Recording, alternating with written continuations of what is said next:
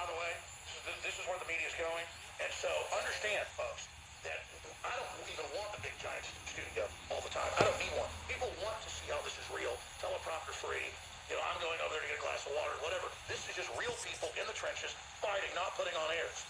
Now, let's shift gears into how we counter this, and then, more importantly, into the current election. But I really see this as a desperation signal by them to openly destroy or start destroying their Fox franchise, with up to 30 of their people now saying they're ready to leave. This is seismic, folks. This is really a political shot around the world that they would desperately try to threaten us not to have rallies, try to shut down free speech, ban you on all the networks, basically ban you everywhere, admit you're banned everywhere, except not admit you've been banned at Fox, where I know you were consulted in the past, but suddenly 6 months you haven't been on there. I mean, this really shows they're desperate. Am I right? Yeah, no, I have been a contributor at Fox, and I have had some notable performances there in which I got a chance to lay out the truth. But most of the mainstream media is afraid of the truth. Here's the biggest point, Alex, which is if we're going to persecute Roger Ailes for what I think are very thin charges of sexual harassment, what about Bill Clinton? What about Bill Clinton and Juanita Broaddrick and Paula Corbin Jones and the courageous Kathleen Willey and Christy Zurcher, Eileen Wellstone, Helen Dowdy, Becky Brown? This list goes on and on. But the mainstream media ignores sexual assault, ignores Bill Clinton exposing himself to women in an aroused state, ignores Bill Clinton biting his victims, his signature move, as authenticated by Michael Isikoff, then of Time, now of Yahoo, as authenticated by the Roger Morris of the Washington Post. And these are not exactly left-wing journalists. Let's be very clear.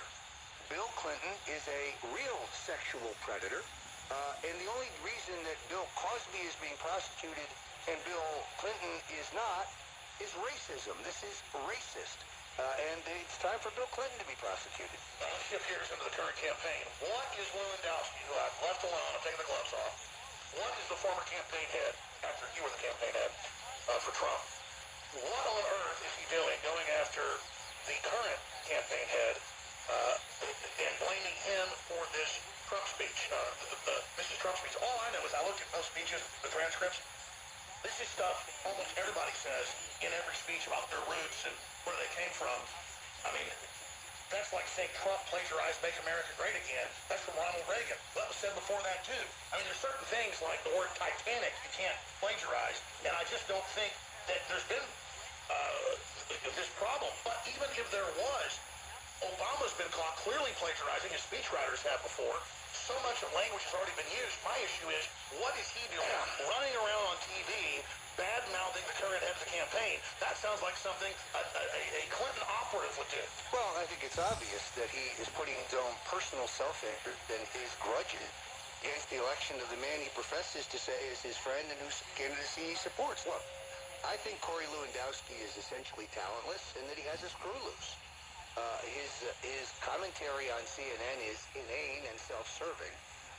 If there was plagiarism, according to what I just read in the New York Times, it appeared that it is the fault of some person, a relatively low level, not in the Trump campaign, but at the Trump organization, someone who was well-meaning and thought they were helping. That's what I heard. That's what I like about them. They are so mom and pop that they got her words, put together a speech, and then she gave it to this PR freak, what I heard through the grapevine, that then just put the standard thing you put in all speeches about your roots and your family. Yeah, but to say that, to come out publicly and say that Trump should fire Rick Gates, a very capable guy who serves as Paul Manafort's right-hand man, or Paul Manafort, who is the guy responsible for crushing the rebellion in the Rules Committee and crushing the floor fight, who's the master political technician when it comes to conventions.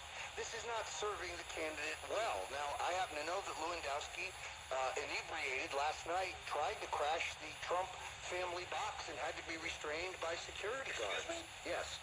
Is this breaking here?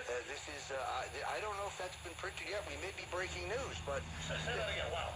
Corey Lewandowski tried to crash the Trump family skybox last night in an inebriated state and had to be restrained by security guards. This guy is clearly out of his mind. I think he's probably worried about a story that appeared several weekends ago in the the New York Post, allegations of embezzling, paying inflated prices for T-shirts and hats and posters, and then taking a skim from the vendor.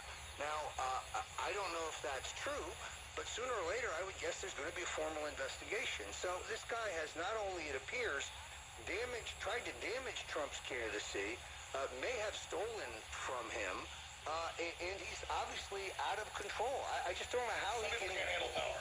Well, and Donald Trump Jr. Gave an interview earlier today in which he said, "We know that Lewandowski is spreading disinformation about the campaign."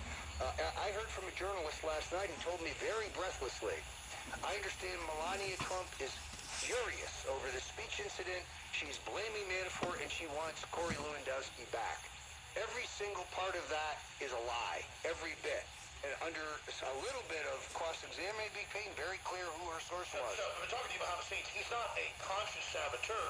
He's just an egomaniac buffoon. Yes, I think that's a good characterization. Wow.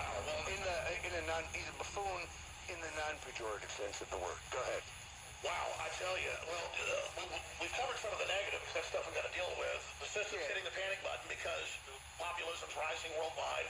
You got Nigel Farage here with huge crowds, rock star, the Brexit's happening. But the empire is striking back. Special interests, the Republican and Democratic machines have combined forces. They've been all meeting in secret around town. They all said they wouldn't go to the convention, but they're all here, sneaking around the shadows. I've seen some of them, so that's been confirmed. Romney and the rest scurrying about, literally at night, getting into cars and things.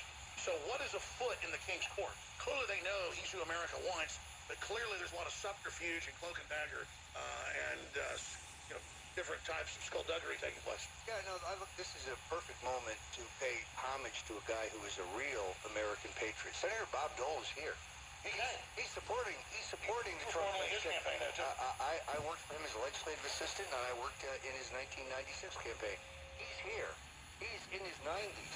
This guy is frail, but he's willing to go out and campaign for the Trump-Pence ticket. He's doing his party duty. Now let's contrast him with the Bushes. Where are they? They're not here. You know why? Because they care only about themselves. They care only about lining their own pockets. And they also vacation with the Clintons. And their pockets, and the pockets of their cronies, whatever cares to make the country